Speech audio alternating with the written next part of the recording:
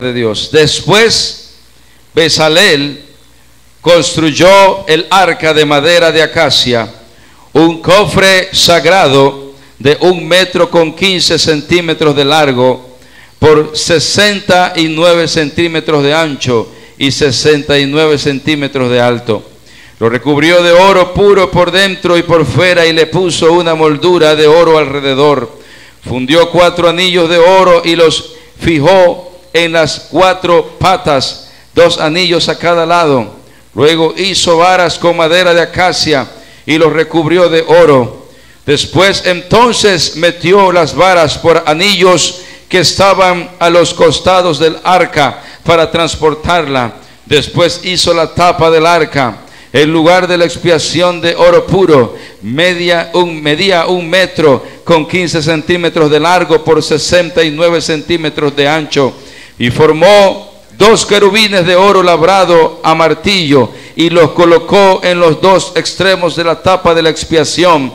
Moldeó los querubines a cada extremo de la tapa de la expiación, de modo que formaban una sola pieza de oro con la tapa. Los querubines estaban frente a frente, mirando hacia la tapa de expiación, con las alas extendidas por encima de la tapa para protegerla. Aleluya, eso como se come. Pero en esta mañana, mañana, quiero iniciar una serie, hermanos, de enseñanza referente al tabernáculo. Amén.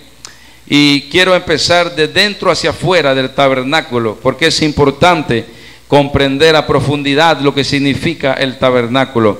Y en esta primera parte de esta serie voy a estar enseñando acerca del arca del pacto. Gloria a Dios. Diga, el arca del pacto, el tabernáculo. Pero hoy vamos a hablar de el arca del pacto. Señor Jesús, gracias en esta mañana, Dios mío, por esta oportunidad, por cada hermano, por cada visita, por cada niño. Señor, bendígalo.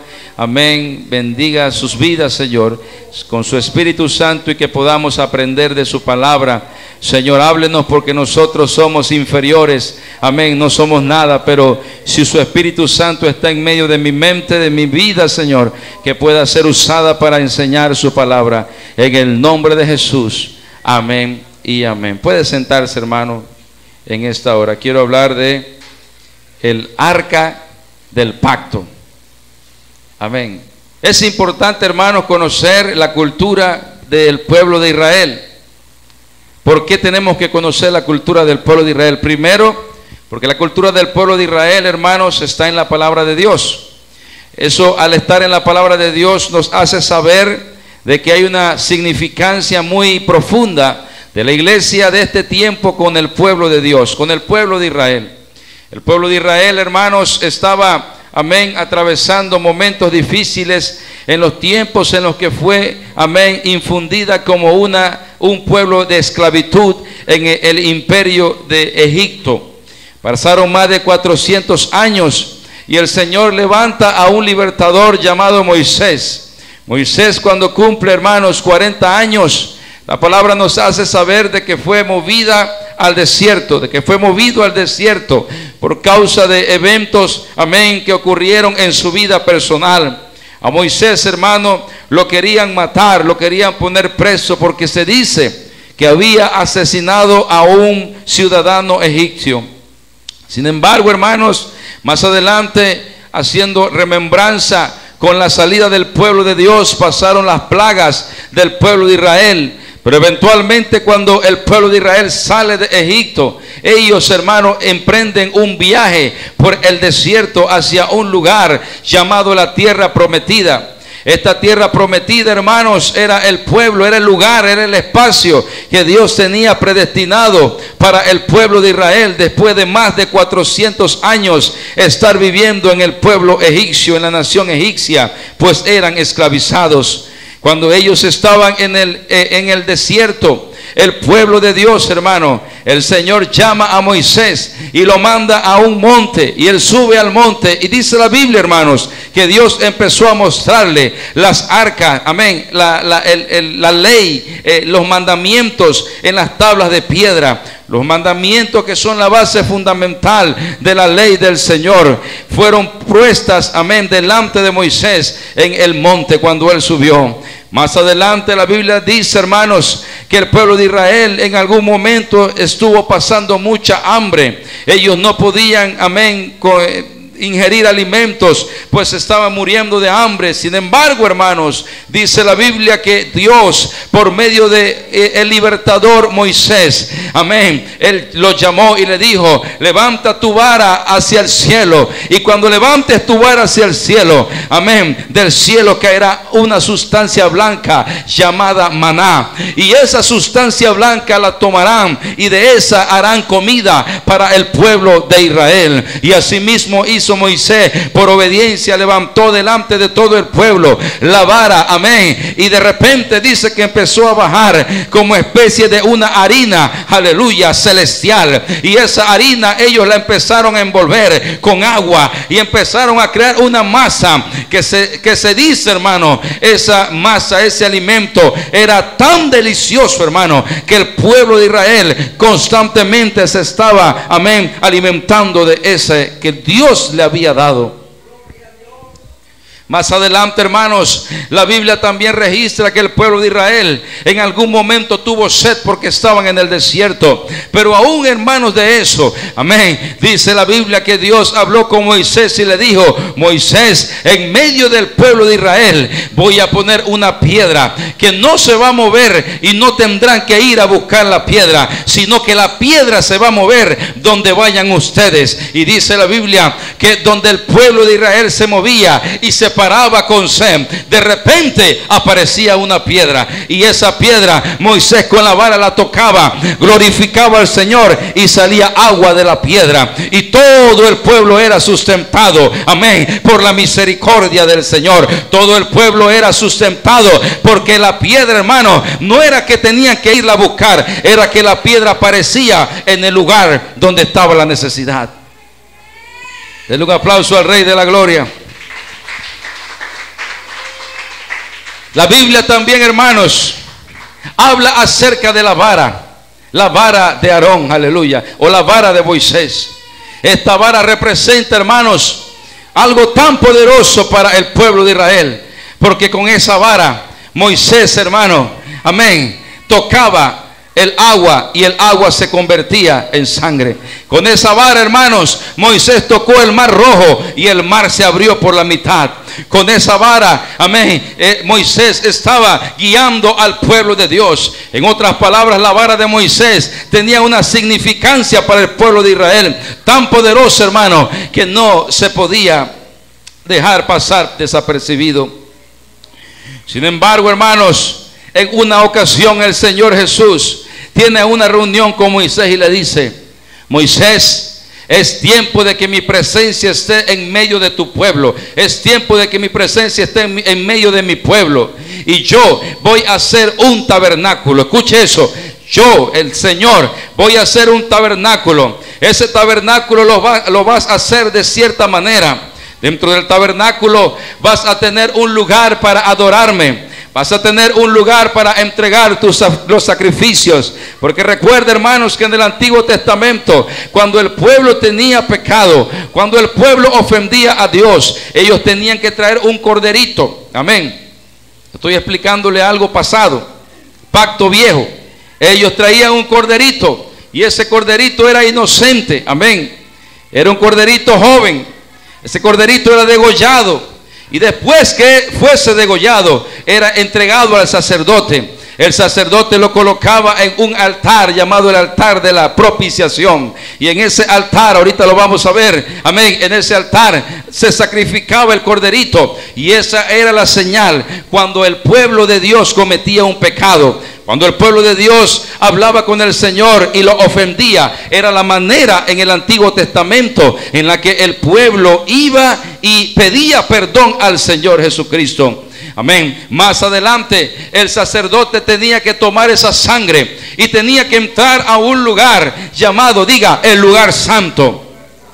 Pero en el lugar santo no estaba la presencia de Dios. En el lugar santo era como, amén, el nivel número 2 de mayor santidad y de mayor respeto ante los israelitas. Cuando el sacerdote entraba al lugar santo, ahí, hermanos, ya había un nivel de respeto, un nivel de espiritualidad. No cualquiera podía entrar al lugar santo, porque tenía que ser una persona, hermano, con una vida intachable, con una vida sin pecado, una vida limpia delante de Dios. Amén. Y era por eso, hermano, que el sacerdote tenía en su vestido abajo unas campanitas, que cuando él caminaba se escuchaba los pasos del sacerdote y se escuchaban los pasos, el sonido de una campanita. Eso que denotaba que cuando el sacerdote entraba al lugar santo, si estaba caminando, estaban escuchando las campanitas. Eso quiere decir que Dios no lo había consumido. Amén. Pero si las campanitas no se escuchaban por un lapso de tiempo, ellos le ataban un cordón rojo de grana, amén, a sus espaldas, y si no contestaba a cierto tiempo, lo sacaban, porque ya quiere decir que el sacerdote, amén, no estaba bien delante de Dios y se osó entrar en el lugar santo y Dios le quitó la vida. Santo el Señor. Pero ese no es el lugar más importante. Es importante, pero no es el más importante. Hay otro lugar, hermanos, que se llama el lugar santísimo. Diga, lugar santísimo. En el lugar santísimo, hermanos, habitaba lo que se conoce como el arca. Diga, el arca del pacto. Por eso le dije, voy a empezar de adentro hacia afuera. Y no puedo en una sola enseñanza darle todo lo que tengo para darle. Así que voy a tener que hacer varias clases, varias enseñanzas. Esto era más o menos, hermano, el arca del pacto. Ahí, hermanos, podemos ver que en el lugar santísimo, este cajón que usted ve ahí, representaba la presencia de Dios. Este cajón estaba hecho de madera de gofer, una madera muy fuerte en el Medio Oriente, y estaba, amén, infundida, estaba bañada completamente en oro macizo. Amén. Esta arca del pacto, hermanos, al estar la presencia de Dios aquí, nadie la podía tocar, dice la palabra. Aquel persona, hombre, carne, que tocaba, amén, que osaba tocar el arca del pacto con su mano, la Biblia dice que ese hombre no seguía viviendo. Quiere decir que en el lugar santísimo era el lugar santísimo, porque en el lugar santísimo estaba el arca del pacto, porque se decía que adentro del arca, en el arca, sobre el arca, estaba la presencia de Dios. Entonces, hermano, esto fue la descripción que les leí hace un momento atrás. Estamos hablando de los 2 ángeles, estamos hablando de las varas. Amén. Había un grupo de la tribu de Judá que se llamaban los cuatitas. Estos hombres solamente existían en este mundo. Escuche, solamente existían en este mundo para cargar el arca. Amén. Uno de un brazo, otro del otro brazo, y del otro y del otro. Una sola familia se encargaba de eso. Nadie más podía cargar el arca más que ellos. Eran los que estaban autorizados por el mismo Dios para cargar el arca, porque nadie la podía cargar. Eso quiere decir, hermanos, que lo que estaba representado en el arca, esta arca, hermanos, el arca era este cuadro que usted ve acá. Amén. Y esta tapa donde están los ángeles, diga, se llama la propiciación. ¿Qué es propiciación? Propiciación significa la tapa. La tapa donde estaba el arca, que estaba bañado en oro macizo. Y dentro de la tapa estaban los ángeles, amén, apuntando hacia abajo, al centro de la propiciación. Pero dentro de la propiciación, hermano, habían algunos artefactos. Uno era la ley de Dios. Amén, hermano, la ley de Dios, porque la ley de Dios es sagrada. En otro estaba una vasija de oro que representaba el maná, que fue provisto por Dios en el desierto al pueblo de Israel. Amén. y en el otro estaba la vara de Moisés. ¿Cuántos dicen amén? Era la vara que había reverdecido, que significaba, hermanos, la abundancia y el sostenimiento de Dios sobre su pueblo. Esa era el arca del pacto. Ahora, quiero que vean, hermanos, cómo se distribuía el arca. El campamento de Israel, cuando ellos estaban en el desierto, ellos, amén, se alineaban de esta manera. No podía ir con las manos vacías, tenía que ir con su corderito. Se decía, hermanos, inclusive que tenía que ir con 2 corderitos, porque dice que cuando llegaban delante del sacerdote se hacía como especie de un sorteo, y cualquiera de los 2 quedaba uno, y había uno que salía liberado, que no lo iban a matar ese día. Entonces dice que lo soltaban para que se fuera por el desierto. Amén. Es por eso, hermanos, que el Cordero de Dios, que quita el pecado del mundo, cuando llegó a esta tierra, recuerde que lo primero que hizo, que fue, después que se bautizó, amén, a través de Juan el Bautista, lo primero que se hizo, dice que el Espíritu lo llevó al desierto. Den un aplauso al Rey de la Gloria, porque Él es el Cordero perfecto, es Jesucristo. Y entonces cuando las personas llegaban al altar de bronce, hermanos, el altar ya tenía que estar echando humo, porque el fuego quemaba el corderito muerto, ya degollado. Amén. Por eso que el altar de bronce no podía dejar de echar humo. ¿Y quién se encargaba de eso? El que se encargaba de que el altar de bronce estuviera con fuego era el sacerdote. El sacerdote tenía que estar 24/7 en el templo, pendiente de que el fuego no se apagara, pendiente de que el fuego estuviera ardiendo, para que cuando llegara alguien al tabernáculo, llevara el corderito y pudiera presentar su perdón a Dios. Después viene el lavacro. El lavacro, hermanos, era como especie de una tina, donde los sacerdotes, antes de entrar al tabernáculo, al lugar santo, ellos tenían que purificarse. No podían entrar de la misma manera, sino que tenían que purificarse. Gloria a Dios. Ahora vamos a pasar al interior. Este es el lavacro, este es el sacerdote. Más adelante vamos a ver qué significa la vestimenta del sacerdote. Ahí viene el interior. Eso es la primera puerta del lugar santísimo. Ese era el lugar santo, pero ahora íbamos a entrar al lugar santísimo. ¿Por qué es el lugar santísimo? ¿Por qué es el lugar santísimo? Porque en el lugar santísimo estaba el arca del pacto. El artefacto que les enseñé anteriormente, el artefacto que les leí algunas descripciones de medida. Amén. ¿Ha escuchado esa canción que dice: Señor, llévame a tus atrios? ¿Cuántos le quieren dar un aplauso al Rey de la Gloria? Entonces, en el arca del pacto, hermanos, solamente se podía entrar, diga, una sola vez al año. No se podía entrar más veces. La gente podía llegar al altar de bronce, ahí entraban al atrio y ahí ponía el corderito, pero el sacerdote no podía entrar cuando él quería, porque si lo hacía, eso le era pecado.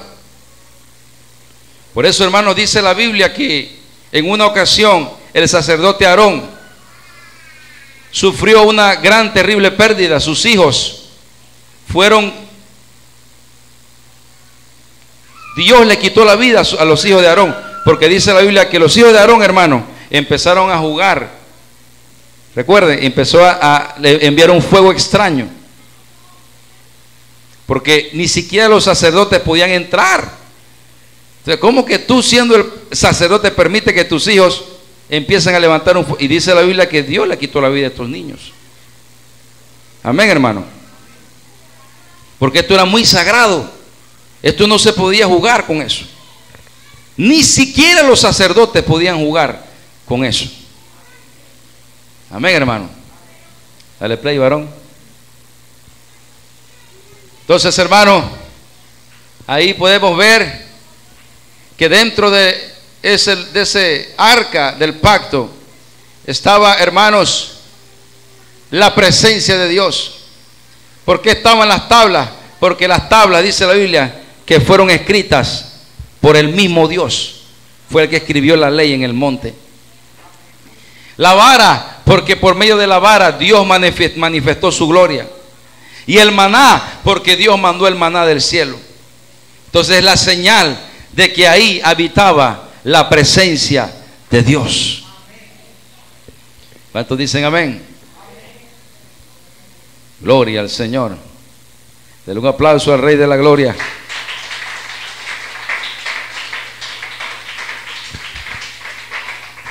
En Éxodo 25, 10 al 22. Harán también un arca de madera de acacia, cuya longitud será de 2 codos y medio, y su anchura, y de codo y medio su altura, de codo y medio.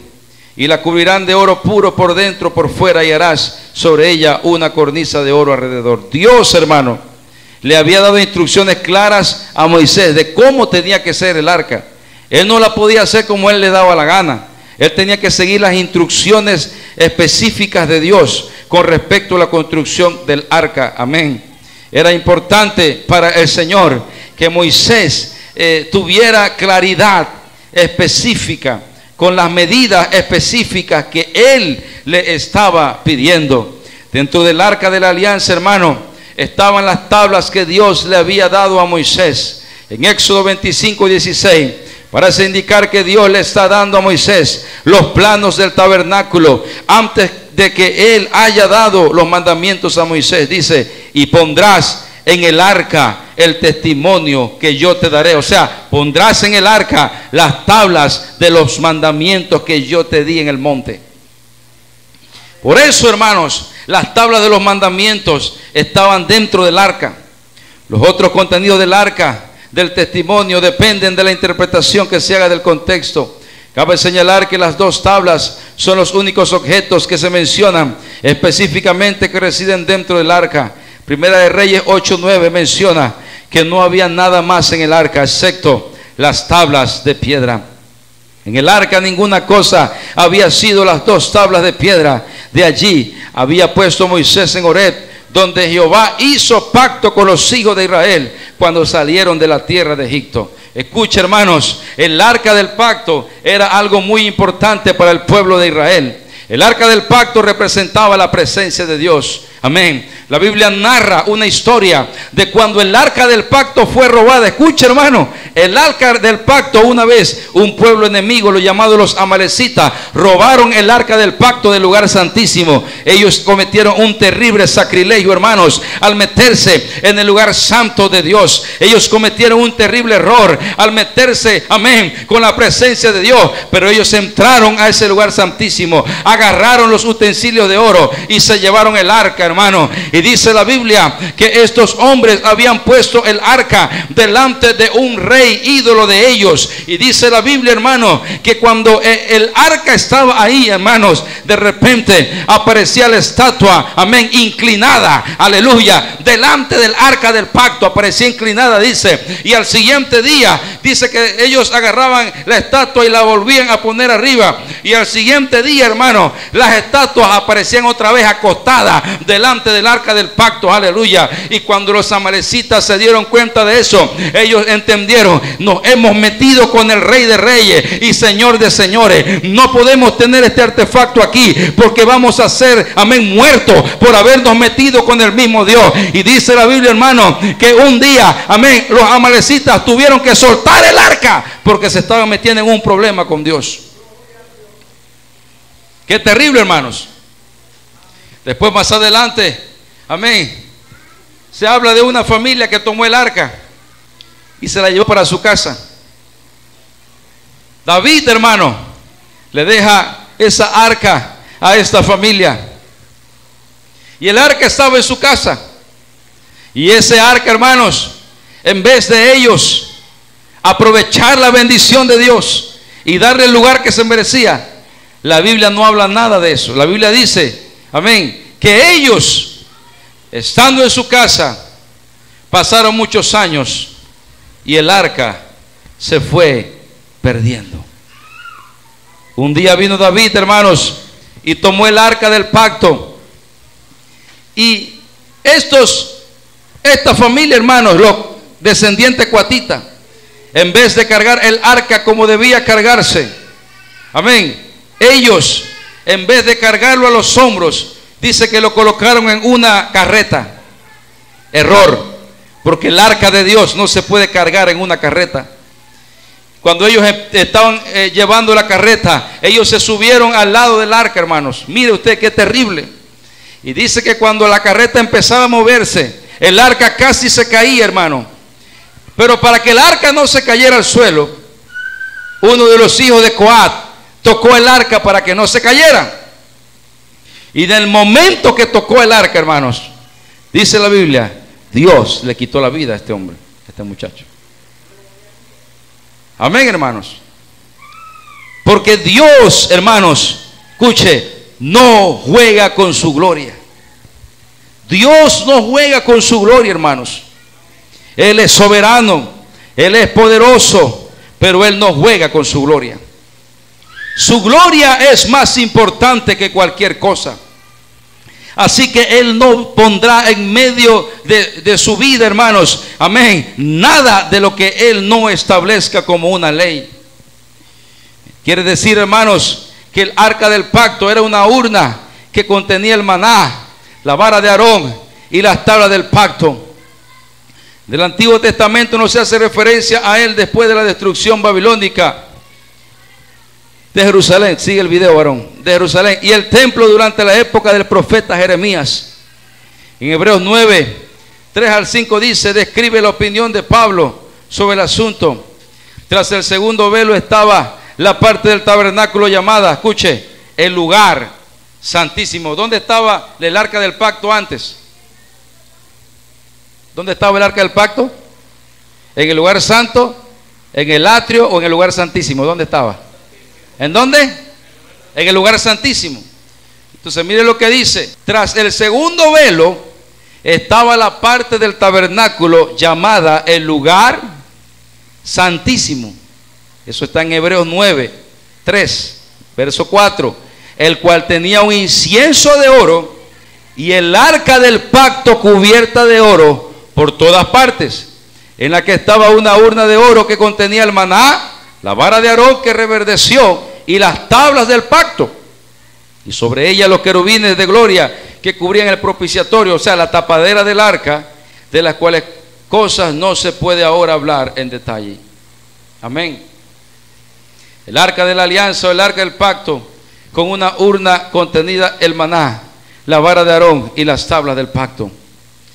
Y entonces, hermano, eso quiere decir, vuelvo y repito, que cuando alguien, hermanos, llevaba un corderito, cuando alguien llevaba un corderito, el sacerdote revisaba al cordero.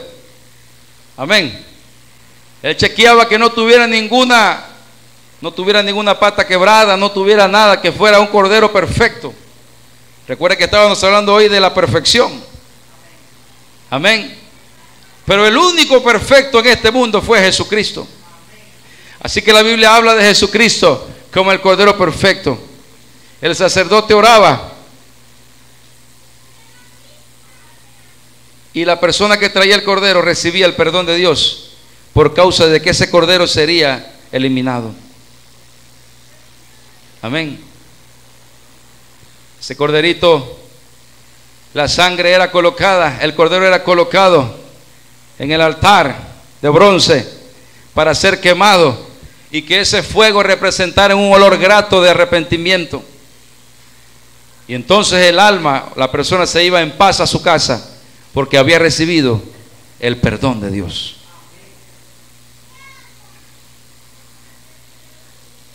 Más adelante, hermanos, podemos ver el arca del pacto. Solamente el sacerdote entraba, diga, una sola vez al año. Eso quiere decir, hermano, cuando una persona, hermanos, un sacerdote entraba al lugar santísimo, eso se le llamaba la fiesta, escuche, del Yom Kippur. ¿Cuántos han escuchado del Yom Kippur?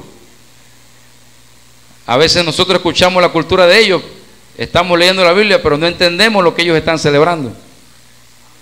Amén. O no lo relacionamos con nosotros, pero sí es así. El Yom Kippur, hermanos, Era una celebración de una semana. Amén.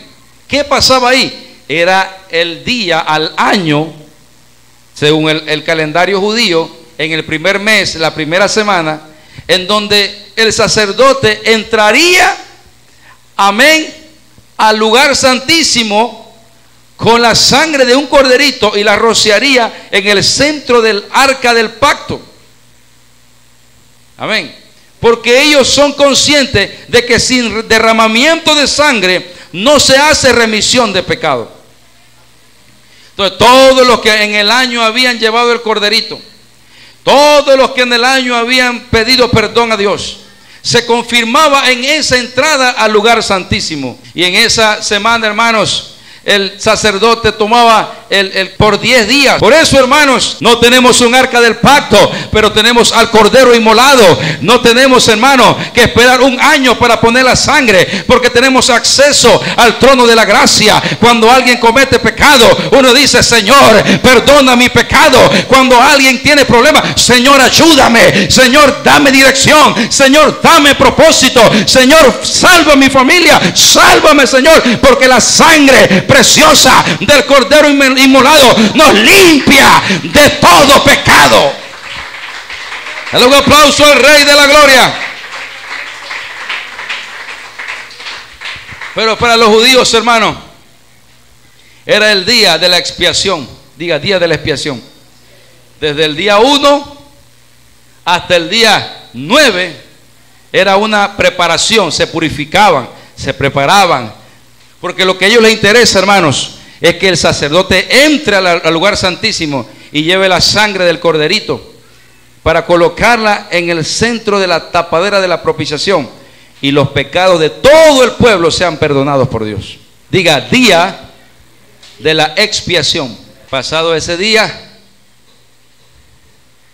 los niños, los adultos, todos en sus casas, como lo hacía el sacerdote. ¿Por qué?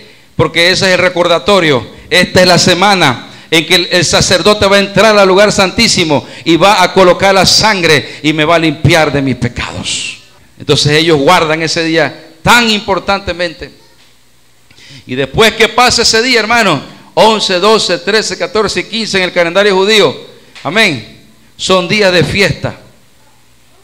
Entonces a veces empiezan a danzar, a ponerse contentos. Y los judíos, hermanos, la música de ellos es una música alegre.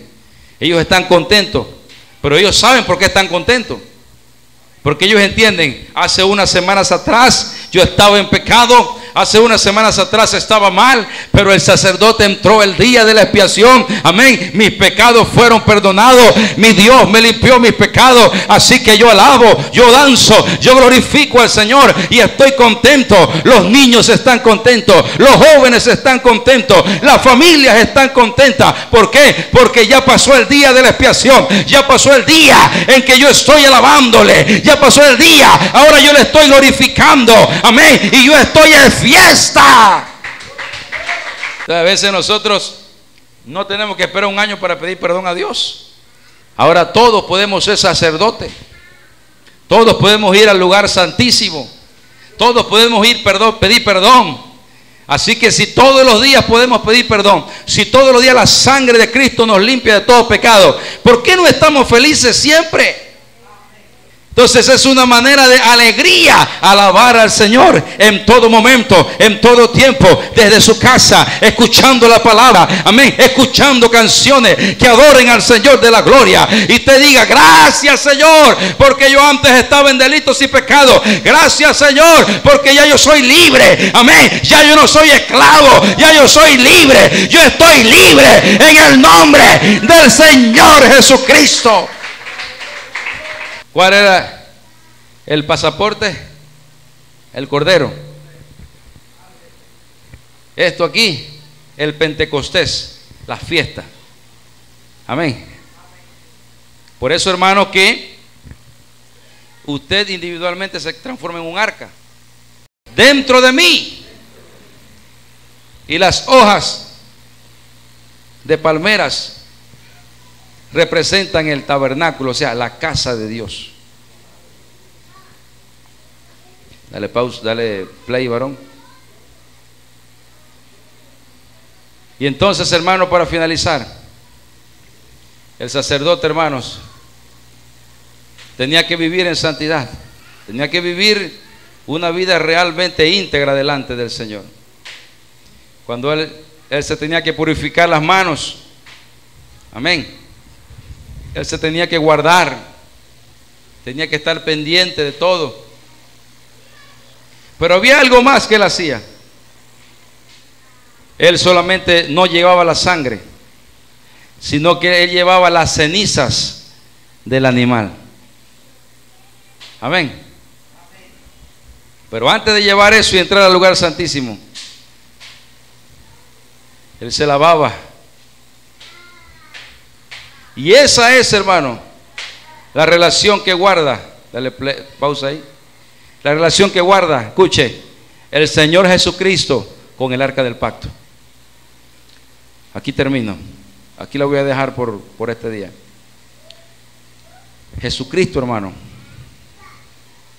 es la propiciación de nuestros pecados.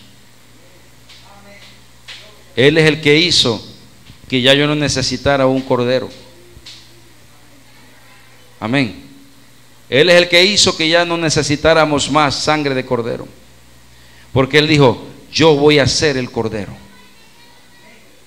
Amén. Entonces, cuando íbamos a buscar el cordero, el sacerdote se purificaba las manos. El bautismo es la purificación suya. Cuando usted se bautizó en el nombre de Jesucristo, usted se purificó en el cordero. Después que la paloma desciende como una señal para Juan, entonces el cordero estaba listo para ser sacrificado, para derramar su sangre. Y al momento que derrama su sangre, cuando alguien llevaba un cordero para pedir perdón en el Antiguo Testamento, llevaba dos corderitos. Había uno que entonces era seleccionado por suerte, y el que le tocaba la suerte en ese momento iba a ser degollado, y el otro entonces se le llevaba y se salvaba, pero quedaba marcado como que era el próximo que le iba a tocar el sacrificio. Amén. Y ese cordero que quedaba marcado, al final iba a ser llevado fuera del campamento. La sangre iba a ser tomada, la de que el que había a ser sacrificado, el que ya había sido sacrificado. El sacerdote tenía que entrar con una alta reverencia al lugar santísimo. Entraba con reverencia, llevaba la ceniza, y ahí él se agachaba, tomaba la ceniza, la tiraba en el piso, y después agarraba la sangre que llevaba en la copa y la tiraba en el arca del pacto, en el propiciatorio. Él agarraba la sangre y la tiraba y la rociaba un poquito ahí,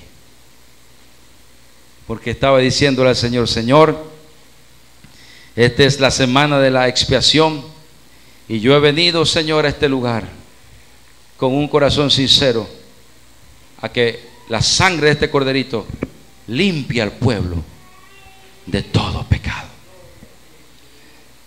Aleluya. Rociando la sangre. Es por eso, hermanos, que la única manera de ser salvo es, dice la Biblia, que sin derramamiento de sangre no se hace, escuche, remisión de pecado. Amén. O sea, si no hay derramamiento de sangre, nunca podremos ser perdonados. Pero usted se preguntará: bueno, entonces, pastor, ¿quiere decir que yo me tengo que volver judío? No, no te tienes que volver judío. Me tengo que ir para Israel en la semana de Yom Kippur. Tampoco. Amén. Porque la sangre del Cordero perfecto ya fue derramada en la cruz del Calvario. Y esa sangre, hermanos, fue derramada una sola vez y por siempre, para perdón de muchos. He aquí el Cordero de Dios que quita el pecado del mundo. La sangre fue derramada. Y esa sangre solamente tú la puedes invocar cuando, amén, cuando representa, cuando menciones, cuando declaras el nombre del Señor Jesucristo, que es el nombre del Cordero, el nombre del Cordero inmolado, el que te salva, el que te lleva al cielo, el que te cambia tu familia, el que cambia tus hijos, el que cambia tu necesidad, amén, el que cambia tu lamento en baile. Quiero hacer un llamado al altar esta mañana, antes de irnos. Vamos a hacer un recordatorio. Quiero que medite por un momento en su corazón. ¿Cómo estás? ¿Qué tanto le has agradecido a tu Dios lo que Él ha hecho por ti en tu vida? A veces nos quejamos de tantas necesidades. A veces nos quejamos de tantos problemas. Pero tienes que recordar algo, hermano. Cristo Jesús se entregó a sí mismo, derramó su sangre en la cruz del Calvario para darnos a nosotros esperanza, para darnos a nosotros vida eterna, para darnos a nosotros dirección en lo que estamos haciendo. Hable con el Señor por un momento.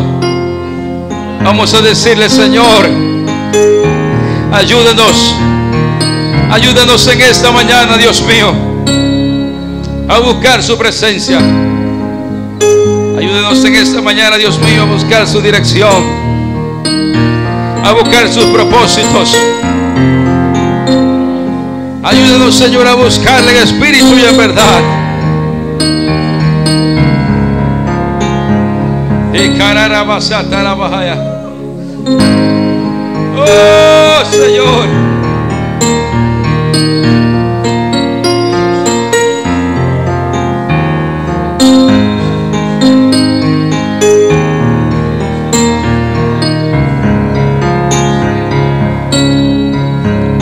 Me has asomado en tus brazos y me has dado salvación. De tu amor has derramado en mi corazón. No sabré agradecerte lo que has hecho por mí. Solo puedo darte ahora mi canción. Asomado en tus brazos y me has dado salvación. De tu amor has derramado en mi corazón. No sabré agradecerte lo que has hecho por mí. Solo puedo darte ahora mi canción. Eso es, alabe al Señor. Para darte gracias. Gracias, Señor. Gracias, mi Señor Jesús. Señor, acceso al lugar santísimo. Aún hay acceso al lugar santísimo, mi querido hermano. Aún hay acceso. Aún hay acceso al lugar santísimo. Aún hay acceso al lugar santísimo. Aleluya. Aún hay acceso al lugar santísimo por medio de Jesucristo. Jesucristo es nuestro acceso. Jesucristo es nuestro acceso al lugar santísimo. Y carabasata la Jesús, en la cruz diste tu vida, le entregaste todo allí, vida eterna regalaste al morir. tu sangre tengo entrada ante el trono celestial. Puedo entrar confiadamente ante ti para darte gracias. Gracias, Señor. Gracias, mi Señor.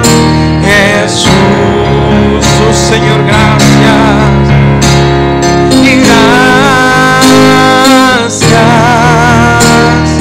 Gracias, Señor.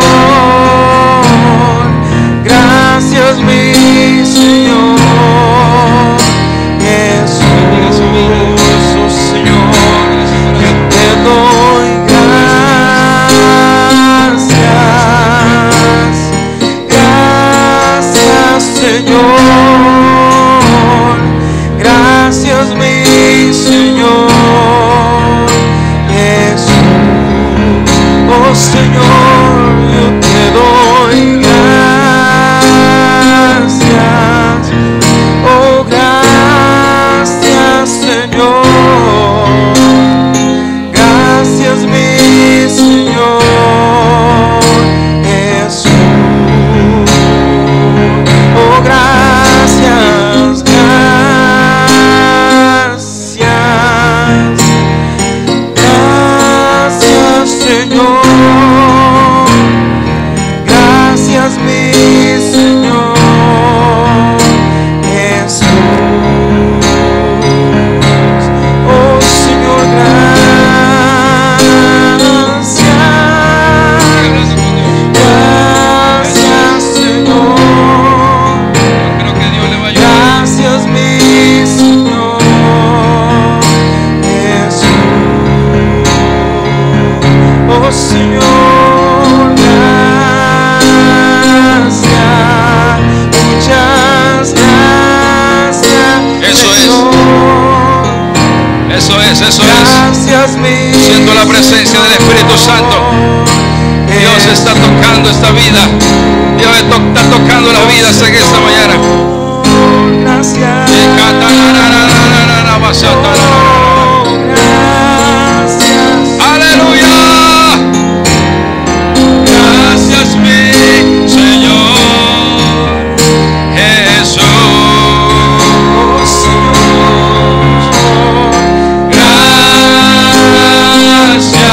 Oh, Señor. Gracias, Señor. Gracias, mi Señor Jesús. En la cruz dice tu vida, la entregaste toda. Eso es, alabe al Señor por un momento. Vida eterna, Rey. Alabe a Dios, alabe a Dios. Al morir por tu sangre. Eso es. Tengo entrada ante Yo el tengo trono entrada celestial. al trono celestial. Puedo entrar confianza. Entre con confianza. Entre con confianza al Señor. Te doy gracias. Gracias, Señor. Gracias, Señor. Gracias, mi Gracias, mi Señor. Dele gracias al Señor en esta hora. Te doy gracias, Señor. Y gracias. Oh, gracias. Gracias, Señor. Oh, Gracias, mi Señor Jesús. Oh, gracias. Gracias, Señor. Oh, Señor. Gracias, Tome control. mi Señor. Aleluya. Tenemos acceso al lugar santísimo. Tenemos acceso al lugar santísimo por causa del Señor Jesús. Él nos ha dado acceso. Él nos ha dado dirección. Él nos ha dado propósito. Él nos ha ayudado. Él nos ha ayudado, hermano. No está solo. No está sola. Afírmese en el Señor en esta mañana. Afírmese en Dios. Afirme a sus hijos. Afirme a su esposa, a su esposo. Afírmese usted. Afírmese en el Señor Jesucristo. Es el único que le da dirección a su vida. Es el único que le puede ayudar. Es el único que le puede prosperar. Es el único que le puede ayudar. En el nombre de Jesús. En el nombre de Jesús.